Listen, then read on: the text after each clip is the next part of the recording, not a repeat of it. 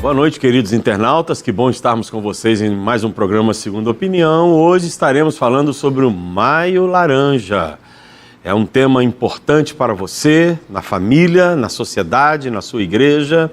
E convidamos você a estar participando através do nosso chat, fazendo as suas perguntas. E com certeza será uma noite muito especial. Eu volto daqui a alguns instantes para apresentar a vocês a nossa convidada de hoje. Aguarde aí alguns segundinhos.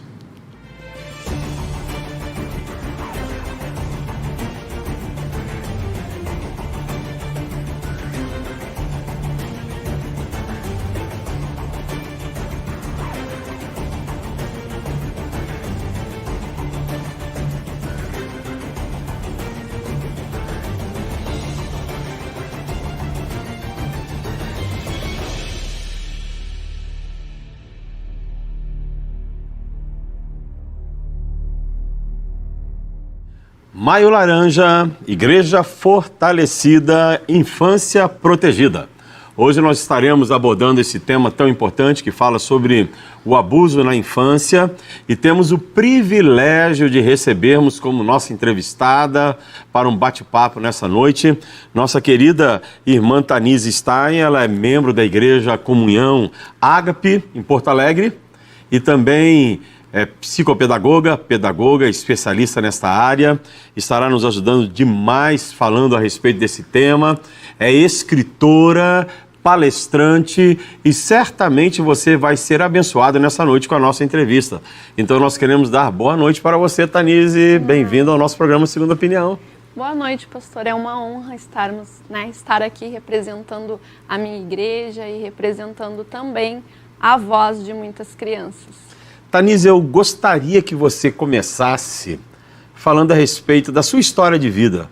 Eu sei que os nossos internautas, eles ficam interessados em saber assim, puxa, mas quem é essa pessoa, de onde veio, qual a história de vida dela, além de você ser irmã em Cristo, mas que você falasse para nós um pouco da sua história de vida, que já compartilhava antes do programa aqui comigo. Então, eu nasci e me criei na cidade de Porto Alegre, eu sou gaúcha, né? Barbaridade, tchê. E o Senhor foi muito lindo comigo. A minha mãe me contou há algum tempo que ela, quando engravidou de mim, se assustou muito, porque ela tinha minha irmã pequenininha e ela naquela época pensou realmente em não levar a gravidez adiante. Ela não conhecia Cristo, minha família não servia o Senhor, ninguém da minha família conhecia. E ela conta que um bêbado ajudou a me salvar a minha vida. Puxa vida! Ela disse que ela pensou em fazer um procedimento e o bêbado disse para ela assim, que ela não tinha que fazer aquilo, que filho era bênção, né? Ele disse que o filho não é o fim do mundo, né? Que onde comia um, comia dois, e a minha mãe então retornou para casa e eu estou aqui. E Deus guardou a minha vida desde lá. Então eu falo isso não para expor a minha mãe, né, mas para dizer que Deus tem um projeto conosco e a Bíblia diz que Ele olha para a gente ainda no ventre, que Ele formou cada um de nós de uma forma maravilhosamente assombrosa. E a minha família então morava em Porto Alegre, né, até hoje a minha mãe mora lá, e eu nasci e me criei em uma vila, né, uma comunidade carente na cidade de Porto Alegre, e o meu avô foi líder comunitário por muito tempo. Embora não conhecendo Jesus, ele servia a comunidade, né, na qual nós estávamos inseridos. E a minha mãe também sempre praticou isso, de servir as pessoas. E com 9 anos, um dia, um missionário bateu no meu portão e não se importou que eu era uma criança e falou do amor de Deus para mim. E eu frequentei essa igreja, tinha um projeto social, eu frequentei até mais ou menos uns 14 anos, e depois eu fui para o mundo, né, e provei de tudo que o mundo oferece. E como eu falei antes, a minha família não servia Cristo. E aos 22 anos eu me rendi ao Senhor, batizei. Que bênção! E a minha família, hoje eu posso dizer que toda a minha família conhece o Senhor, minha mãe serve o Senhor, minhas irmãs, e Deus tem feito um milagre, realmente, nas nossas vidas. E eu iniciei um projeto, então logo que eu converti, eu digo que eu recebi de presente o Ministério Infantil. eu comecei a frequentar a igreja e logo fui inserida no ministério para poder auxiliar. E Deus primeiramente me deu um chamado para depois me dar uma profissão. E o Senhor planejou isso, né? Me colocou dentro de uma universidade, me sustentou naquele lugar. A minha mãe era funcionária daquela universidade, então eu tinha direito, né, um desconto naquela universidade particular. E foi assim, então, que eu concluí a minha graduação em pedagogia. E depois o Senhor também abençoou aí para que eu pudesse me especializar em outras áreas. Mas nós iniciamos lá na Igreja da Comunhão Ágape um projeto chamado Luz do Mundo. Que era um projeto de contação de história para as crianças numa vila carente. Vocês iam com a igreja fazer um evangelismo? Isso, era um projeto que nós iniciamos uma contação de história. Eu lembro que a primeira vez tinha cerca de 20, 25 crianças e no decorrer dos sábados o número dessas crianças foi aumentando. E nós íamos com a ajuda de voluntários, com outros irmãos da igreja, levávamos lanche para as crianças e fazíamos ali a ministração debaixo de uma árvore. E o Senhor foi muito lindo, porque nós começamos realmente a trabalhar com aquelas crianças, a trabalhar com aquelas famílias e nós permanecemos ali por um bom tempo.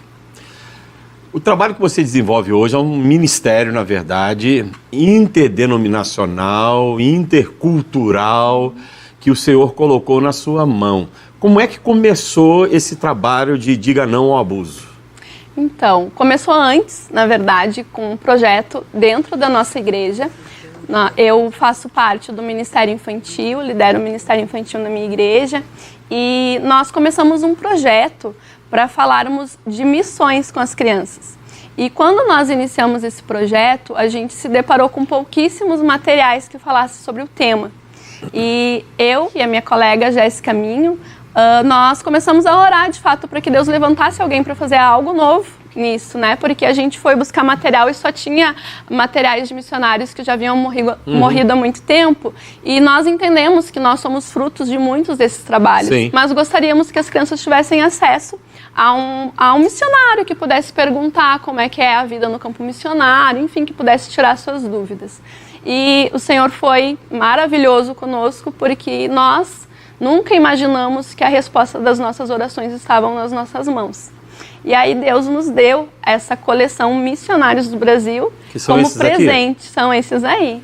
Hoje nós temos 8 histórias missionárias e que contam histórias reais e atuais de missionários brasileiros que pagam o preço para divulgar o amor de Deus por este mundo afora. E essa é uma literatura que você tem colocado não apenas nas igrejas, mas em escolas, onde você dá palestra? Isto.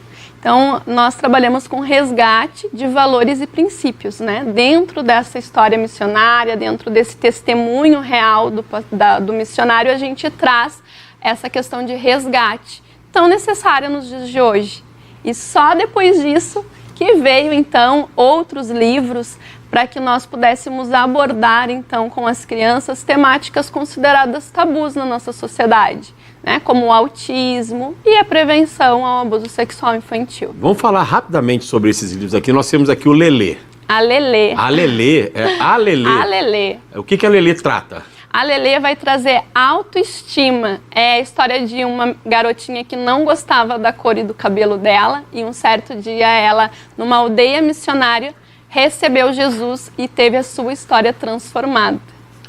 Abra a boca, Magda. Numa história no portão, Magda encontrou a salvação.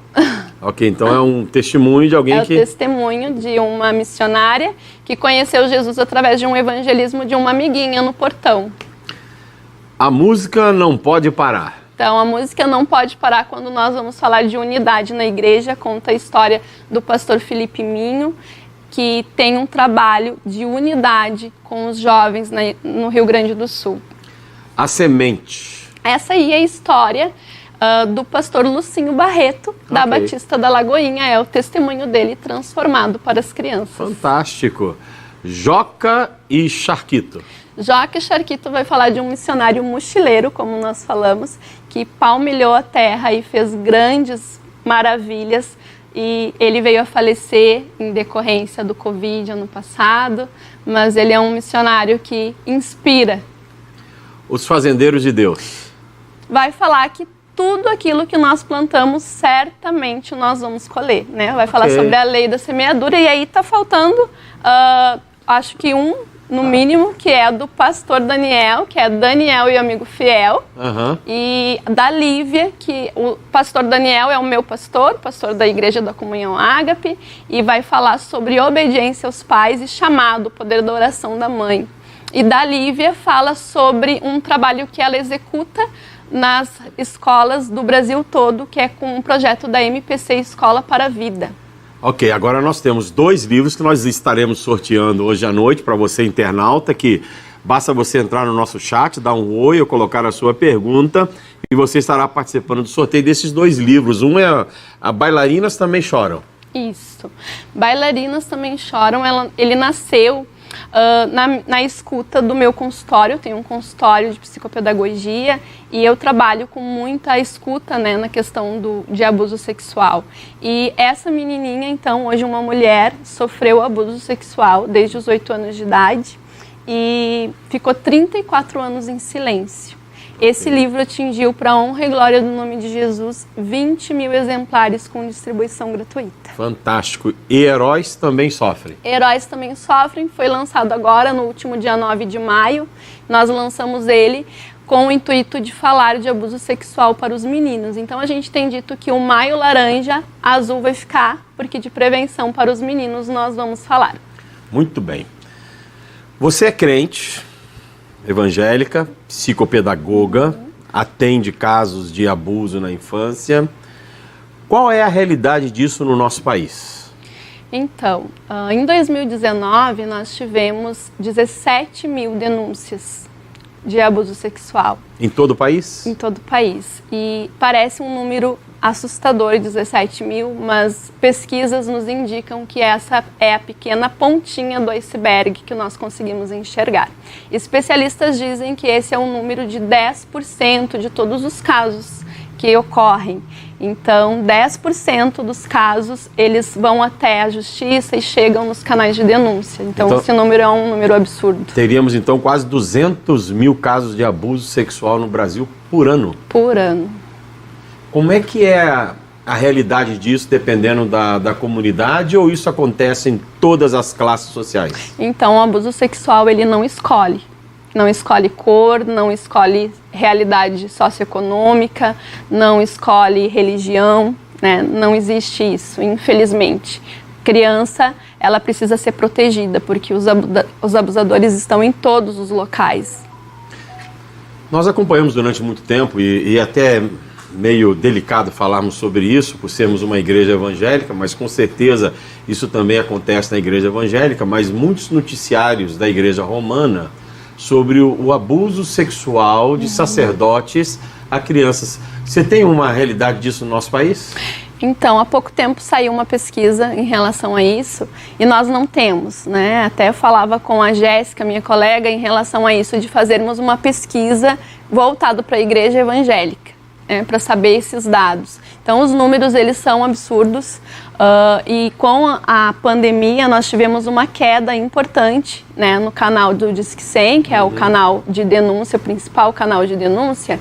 E aí a gente pensa assim, se houve uma queda, então as crianças estão protegidas. Na verdade, não foi isso que aconteceu. Nós tivemos a pandemia e durante a pandemia nós tivemos, por quase 1 ano e meio, a escola fechada. E a escola hoje, ela é a maior denunciante, ela é a grande aliada para falar e para poder denunciar os casos de abuso. As igrejas, elas têm se envolvido com isso? No caso, por exemplo, de denunciar e de apoiar, como é que funciona?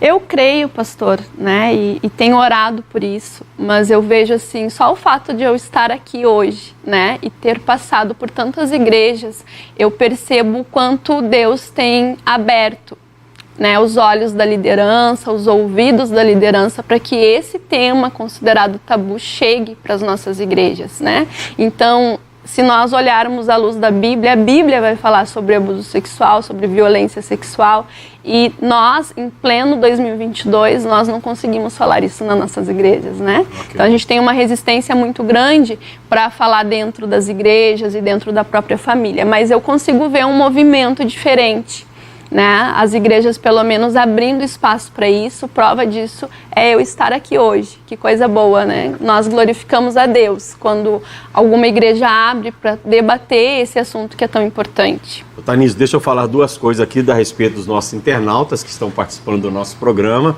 Você pode fazer a sua pergunta. Primeiro quero mandar um abraço para minha irmã Ruth Kreninski, que está lá em Brasília. Ruth, ela vai estar em Brasília amanhã. E ela tem uma agenda livre na parte da manhã. Se você quiser conhecê-la, eu te coloco em contato com ela para abençoar o ministério aí da igreja em Brasília. Isso vai ser fenomenal. E nós temos uma pergunta da Rafaela Castro Marcondes, que é a nossa internauta. Como ensinar uma criança de 6 anos a se proteger do abuso sexual? Então, a literatura ela vem como uma grande aliada. Porque muitas vezes os pais não sabem como abordar esse assunto. Como é que eu vou falar disso? Eu acho que ela é muito pequena, eu acho que essa criança ainda não tem idade para compreender. Então a literatura vem como essa ferramenta, né, para poder abrir esse diálogo dentro das casas. Como ensinar a criança, né? Eu acho que não precisa ser com 6 anos, eu sempre pergunto isso nas minhas palestras e questiono com que idade vocês acham que a gente começa a falar? Né? E os pais, eu acho que quando ela entrar na escola, quando for maiorzinho, e na verdade a gente tem que começar a falar de educação, né? de sexualidade, quando o bebê ainda é um bebê. Ou seja, aquele bebezinho, né, enquanto eu vou trocar, eu já vou falando para ele que ninguém pode mexer, que a mamãe vai trocar agora. Então, quando essa criança já está aí na faixa de 1 ano, 2, que começa a nomear as partes do corpo, na hora do banho, tem uma amiga minha que é a Neide Lunas, ela é escritora, ela é aqui de Cajati, de São Paulo, e ela tem um livro chamado Hora do Banho. Então, ela vai falar sobre prevenção nessa hora. O quanto os pais podem proteger as crianças, né? Dizendo, olha, a mamãe vai lavar aqui, mas ninguém pode mexer, a gente só pode, né, para fazer a higiene, ensinar a criança a nomear as partes do corpo e também a se proteger. Então, eu acho que o que a gente precisa é desmistificar algumas coisas, né? Então, essa orientação não tem idade. A gente já começa lá, na tenra idade, de fato, orientando essa criança sobre quem pode mexer, em que situação que alguém pode fazer isso, né? Então, tem várias ferramentas. Esses 2 livros, eles são uma excelente ferramenta para abrir um diálogo dentro da família. Tanise, eu como líder de uma igreja e tendo crianças no ministério infantil da igreja, tenho os professores que cuidam dessas crianças, quais são os sintomas que nós devemos observar e que pode ser apresentado para uma criança em relação ao abuso? Então, as crianças sempre vão dar sintomas, elas vão mostrar algo, elas vão dar sinais. E eu sempre digo para os pais que nós precisamos ficar atentos, né, aos sinais que essa criança vai emitir. Então, um dos primeiros sinais que essa criança vai emitir é mudança no comportamento. Aquela criança que era muito dócil e daqui a pouco começa a ficar mais agressiva, mais violenta verbalmente. É aquela criança que gostava de ir em determinado lugar e daqui a pouco ela não quer mais ir, começa a recusar. Aquela criança que começa a ter medo noturno, terror noturno, pesadelos, sintomas de ansiedade, depressão. Criança que já passou o período de desfraude e começa a fazer xixi na cama, né? Então, todos esses sinais são sinais de alerta. Criança que começa a apresentar distúrbios como o transtorno de déficit de atenção e hiperatividade, baixo rendimento escolar, aquela criança que começa a se automutilar, que pede perdão o tempo todo, que começa a pedir desculpa, né? Aquela criança que era bem expansiva e agora está mais retraída. Então, todos esses são sinais que algo está errado, né? Daí os pais perguntam, mas o meu filho tem aí algumas coisas que você falou, então ele está sofrendo abuso? Não sei, mas que algo não está certo, né? É algo para a gente ligar um botãozinho de alerta de fato. Você é psicopedagoga e com certeza formando em psicologia, pode nos ajudar com isso. Qual o efeito que um abuso na infância pode produzir no adulto? Então, hoje nós encontramos muitos adultos com transtorno de personalidade, com ansiedade, com depressão, com síndrome de pânico e tantos outros transtornos, e na grande maioria das vezes está relacionado aos abusos sofridos na infância. Muitas das vezes, pastor, esses adultos chegam e eles nem lembram, né? Ou não associam, eles não conseguem fazer essa associação. Eu estou hoje depressivo, fazendo tratamentos, porque eu sofri um abuso na infância. Então é importante a gente entender isso, né? Que o abuso, ele vai deixar marcas na alma e na psique dessa pessoa. E só Jesus, muitas vezes, para poder curar, né, e tratar. A gente tem, claro, terapia e tem todas as técnicas para ajudar essa pessoa, mas nós sabemos que dependendo do tempo que essa criança foi abusada, dependendo de quem abusou essa criança, as feridas, elas são difíceis, né, de com a terapia conseguir dar conta. Então nós cremos num poder curativo que vem do Senhor. Ok. Nossa internauta Ruth, que é minha irmã, que nós estamos falando agora de pouco, ela faz a seguinte pergunta: o que é feito quando o abusador é o pai e a família é carente, dependente financeiramente desse pai? É uma realidade que nós temos. Então, primeiro a gente precisa orientar essa criança, né? Por isso que a prevenção ela é tão importante, para que essa criança possa entender que o pai está fazendo é um abuso. Né? Tem um amigo que eu gosto muito, eu sigo ele nas redes sociais, ele é um promotor de justiça de Minas Gerais, o Dr. Casé Fortes, e ele diz que num relato de uma menininha, que a menina falou o seguinte: como assim? Ela tinha 3 ou 4 anos, e ele falou: como assim? Todos os pais não fazem isso com as filhas? Então aquela criança não entendia aquilo como um abuso.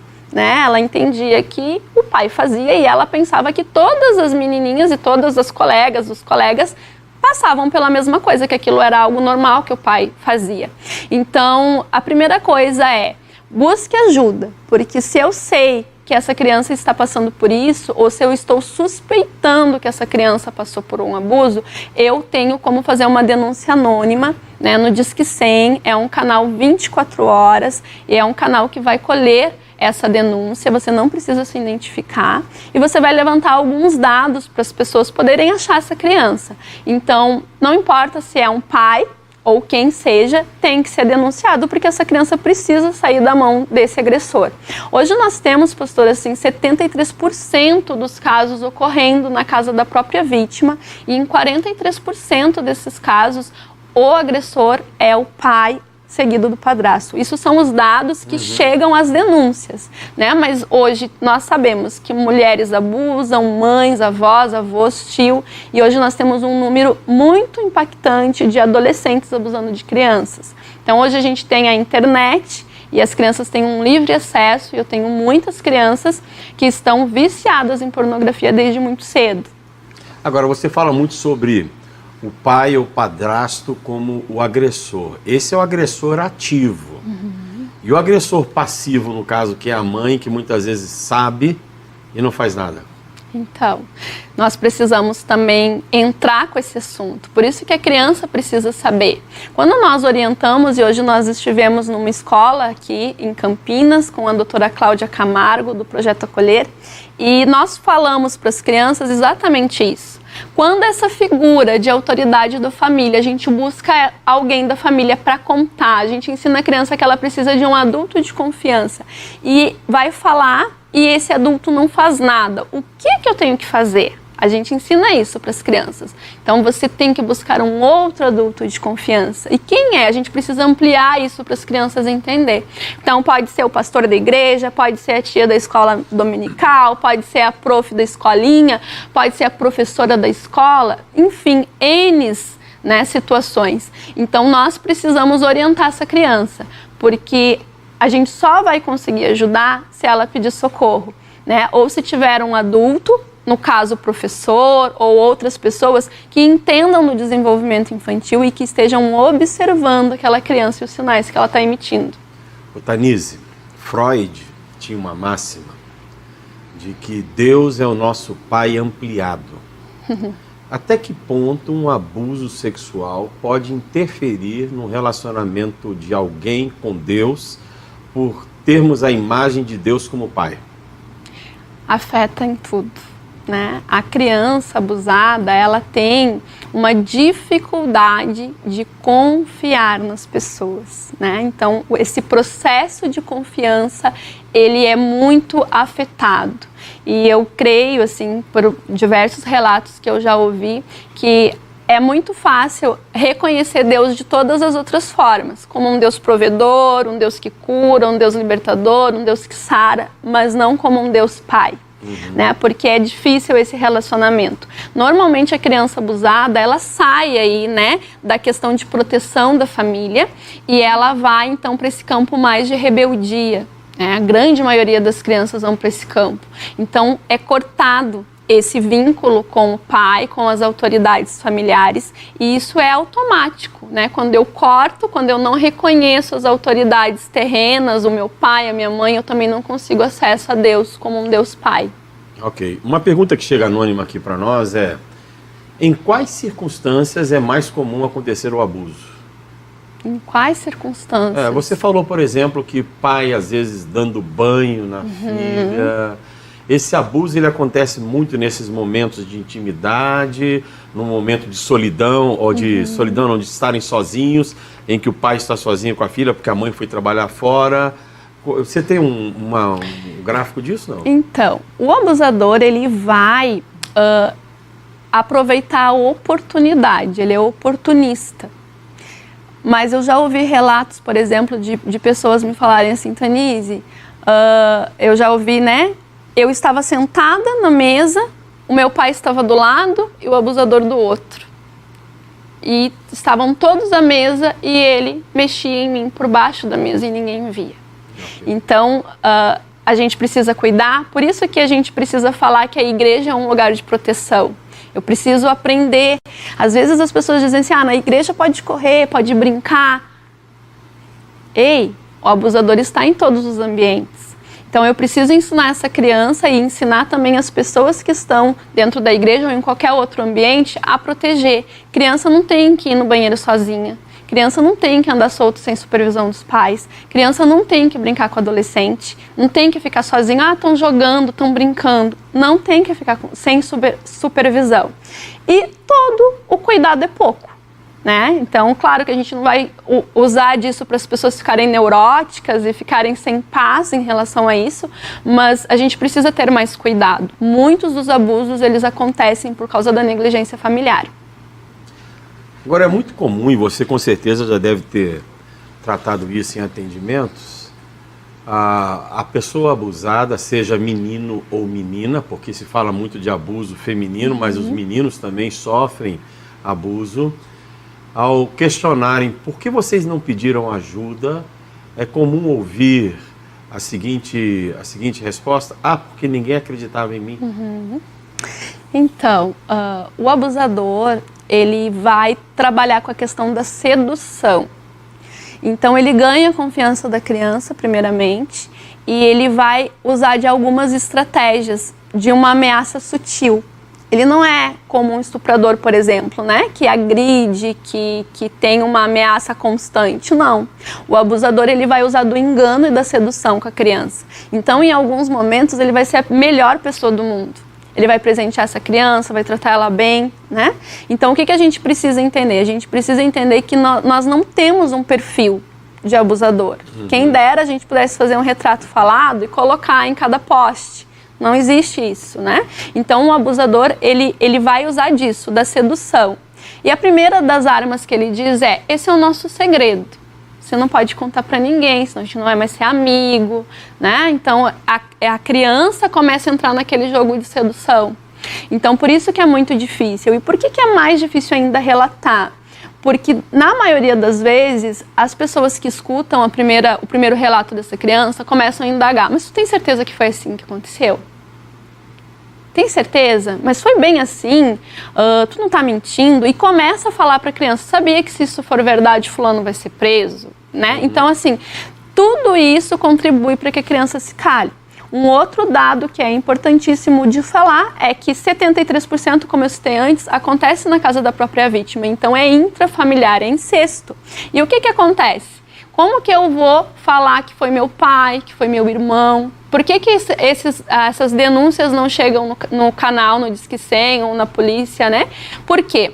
Porque se uma mãe sabe que foi o seu filho mais velho que abusou do mais novo, como é que vai ser isso? Então, olha o dilema que isso tem.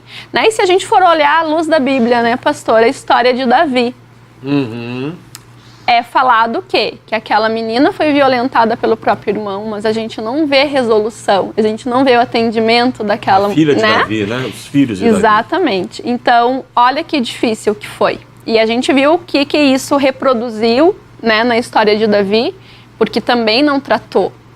Então, nós precisamos entender isso. É difícil para quem está ali. Claro que a gente pode separar a questão de negligência quando uma mãe sabe que aquela criança está sendo violentada, a mãe vê, né? Então, essa mãe às vezes tem medo, e como o senhor perguntou antes, às vezes aquele pai é o provedor, às vezes não tem outra situação, né? O importante é dizer para essa mãe que se ela está passando por isso e se ela acha que não tem solução, que eles dependem, que busque ajuda. Por isso que a igreja, ela é um canal importante, porque a igreja, ela consegue sinalizar. Então, se a família está passando por uma dificuldade, eu posso lá intervir. O que vocês estão precisando? Né? Então, tem um projeto lá no Rio Grande do Sul que é Casa Hope.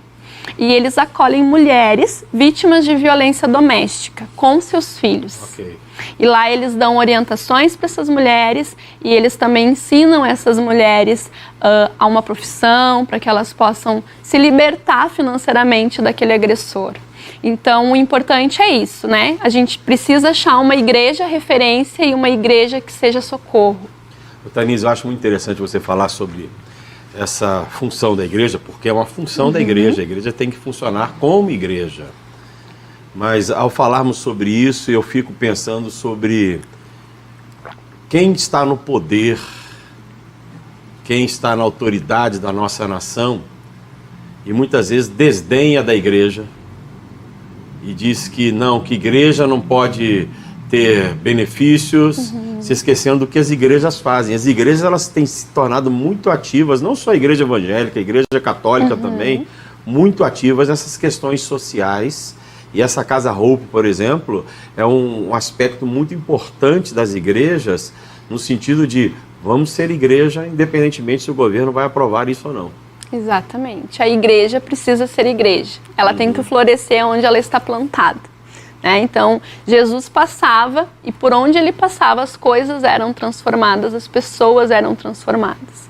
O ambiente era transformado. Então, nós precisamos entender o projeto que Deus tem para nós enquanto igreja, né? Eu gosto muito de falar o versículo de Provérbios que diz: erga a tua voz em favor daqueles que não podem se defender. Nós precisamos, enquanto igreja, erguer a nossa voz para fazer a diferença onde a gente está. Agora, muita gente não sabe que dia 18 de maio é o dia que foi escolhido como o dia de combate ao abuso sexual contra as crianças. Por que 18 de maio? Eu sei que maio é um mês lindo. Maio é um mês assim quem é lindo nasce em maio. Então. Mas por que 18 de maio? Dia 18 de maio não é um dia de comemoração. Nós não comemoramos nada do dia 18 de maio, mas é um dia de reflexão. Ele marca um dia de uma violência. No caso, a Araceli Crespo, uma menina de Vitória, no Espírito Santo, que teve todos os seus direitos violados. É uma menina que foi raptada, foi torturada, foi estuprada e foi morta, né? E encontrada 6 dias depois. Então, esse dia, 18 de maio, é em homenagem à morte, né, dessa menina, da Araceli. E é um dia de trazer consciência.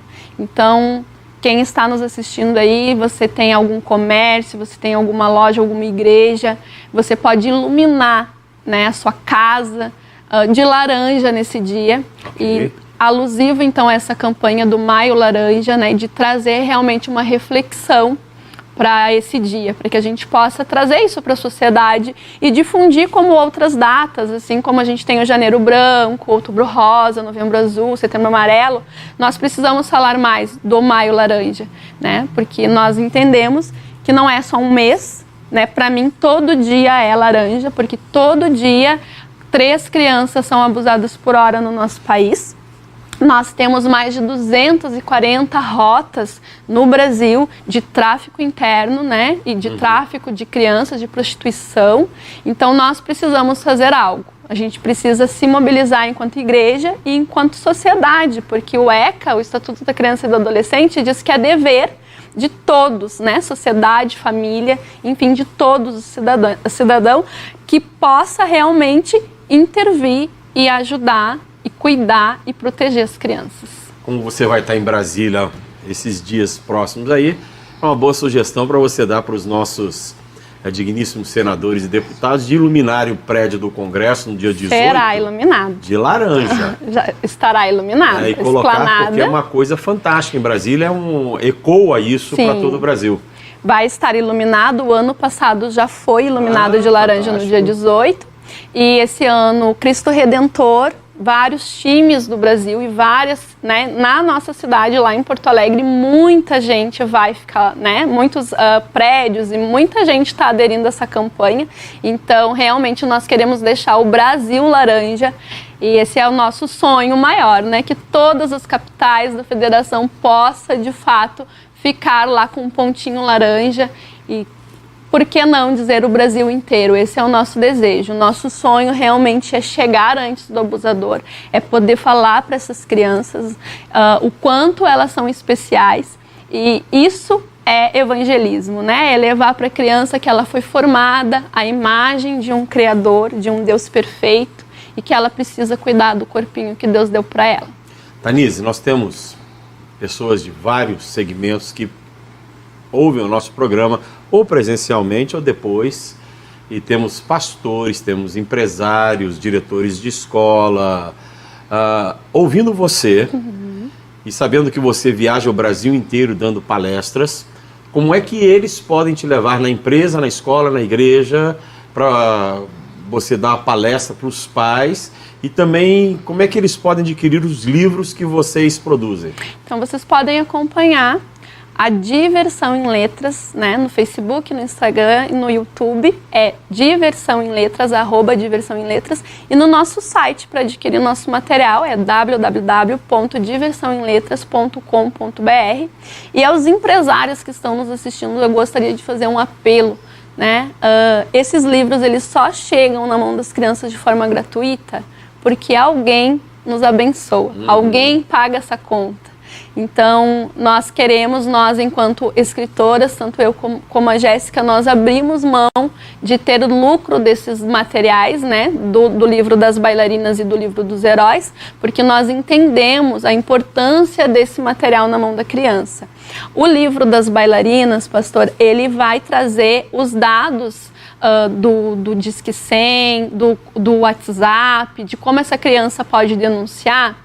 E o livro dos heróis que nós lançamos agora, ele tem uma informação preciosa, que é o aplicativo SAB, que é um aplicativo que foi desenvolvido pelo governo ano passado, ele foi lançado, e ele é pouco divulgado, as pessoas não conhecem. Então, você que tem uma criança em casa, que acessa a internet, que tem um telefone na mão, você precisa baixar esse aplicativo e ensinar seu filho, porque esse aplicativo ele vai falar de uma forma muito lúdica e muito clara de como as crianças podem se proteger, e ele tem um disque ligado ao Disque 100.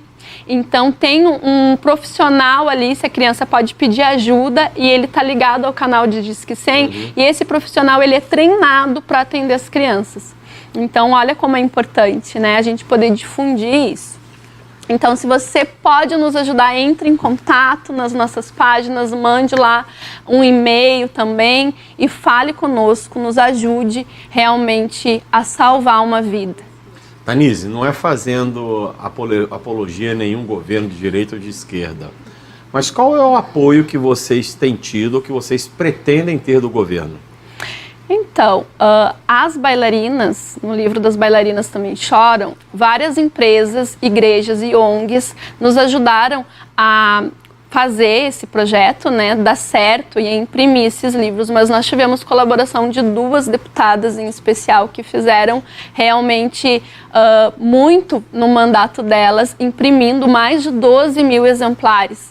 através dos seus mandatos. Então, o nosso apelo para os governantes desse país é que possam, de fato, levar para as nossas crianças a informação e o cuidado que elas merecem, né? Então, nós, enquanto autoras, nós doamos essa obra. A gente disponibiliza o arquivo para que esses deputados, vereadores, enfim, possam fazer essa distribuição. Nós sabemos, pastor, que as crianças têm acesso a muita coisa ruim, muito material literário sem qualidade. Não é porque eu escrevo, mas é porque o assunto ele é necessário. Né? Então, nós precisamos fazer com que as crianças tenham acesso a esse material que, de fato, vai orientar e vai transformar a vida deles. Pretendem transformar esse material em intercultural para outras línguas? Então, temos muitas promessas que esses livros vão atravessar fronteiras e já tem muita gente no Japão, na Inglaterra, nos Estados Unidos que já tem o nosso material, mas sim, né? As bailarinas, nós temos no nosso canal do YouTube, ela é traduzida para o espanhol, para o inglês e para Libras.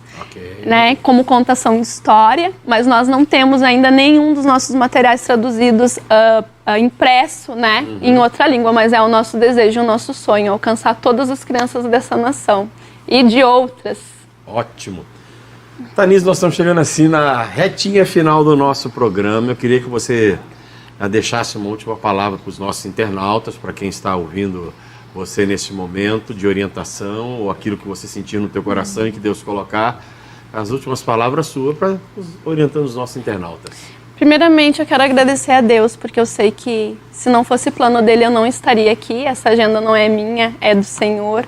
E agradecer, pastor, pela liberdade, pelo convite de estar aqui, poder falar disso e atingir tantas pessoas, né? Poder levar esse conhecimento para dentro dos lares, e agradecer imensamente a minha igreja local, a Igreja da Comunhão Ágape, todos os meus pastores que vestem a camiseta comigo e apoiam o meu projeto, oram por mim, e eu sei que, né, muitos outros pastores que são meus amigos, eles investem na minha vida e me mandam oração às 3 da manhã, né, clamando pela minha vida. E então eu só tenho a agradecer, de fato, pela igreja, ser igreja e apoiar esse projeto. A Jéssica, que me impulsionou realmente, né, e é uma parceirona, uma amiga que não pôde estar aqui pela agenda que ela tem. Ela é nutricionista de um hospital, mas quero agradecer a minha família, que é a minha base, que conhece os meus defeitos, mas que sabe que o meu coração bate, né, pelo projeto e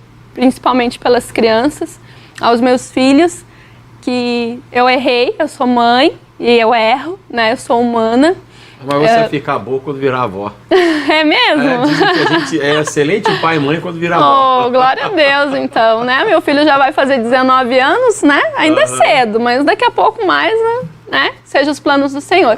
Mas eu quero dizer para você ainda que está nos assistindo e que acompanhou nessa nossa entrevista, que você possa olhar para o seu filho, possa curtir o seu filho, possa amar ele.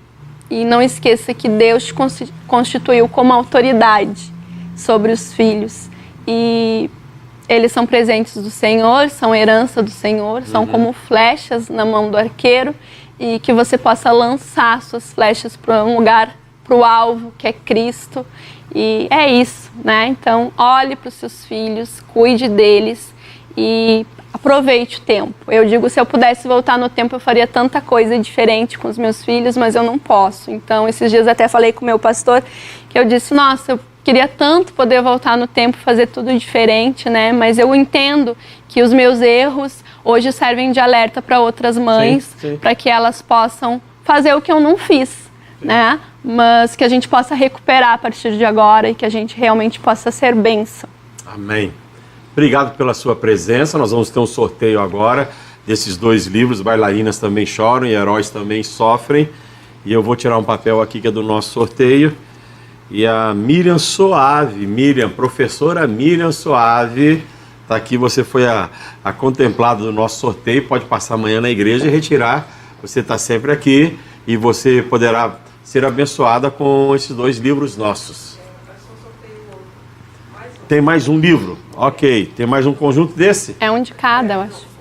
Um para a Bíblia e o outro Ah, ok. Deixa eu acertar aqui. É um para Miriam e mais outro sorteio.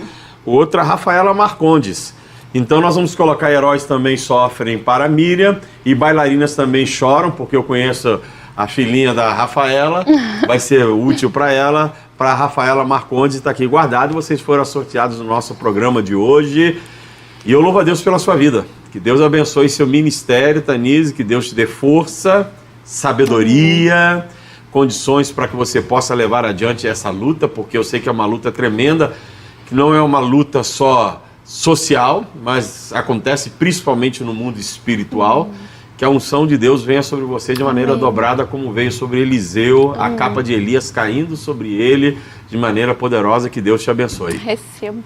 Amém. Glória a Deus. Que Deus abençoe você, querido internauta. Foi bom demais ter vocês participando do nosso programa nessa noite. Compartilhe a nossa entrevista através das nossas plataformas de podcast. Você pode entrar lá e difundir isso para muita gente. Isso é como semente que é lançada para que possa frutificar em outros lugares. Então você pode indicar a entrevista através de vídeo ou através das plataformas de podcasts, abençoando assim as vidas que precisam ouvir essa entrevista, esse bate-papo que tivemos nessa noite. Nós voltamos na próxima segunda-feira, no mesmo horário, no programa Segunda Opinião, para abençoar a sua vida. E você pode aí entrar, dar um like e tocar o sininho e compartilhar o nosso link para que outras pessoas sejam abençoadas. Um grande abraço, foi bom demais estar com vocês novamente.